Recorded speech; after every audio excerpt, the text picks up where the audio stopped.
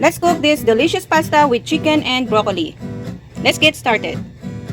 Let's cook our pasta, guys. Toast it with oil and set it aside.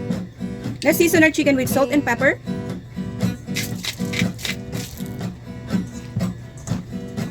Using a butter, guys, let's cook our chicken. So while waiting for my chicken to cook, I'm also blanching my broccoli, guys. Now that our chicken is cooked, guys, we slice them and put them aside as well. Using the same pan, guys, let's saute our onions and garlic. Let's add a dried basil, our fresh tomatoes, and a little bit of tomato sauce, guys. And now we can add our pasta,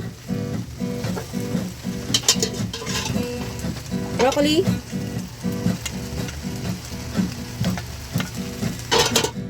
and also our chicken, guys.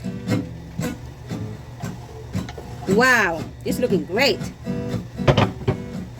Just mix it nicely, toast it. Wow, this is looking great. We can sprinkle a little bit of Parmesan cheese, guys. If you want it more saucy, guys, you can add more tomato sauce. But this is good, guys. Wow, this is delicious.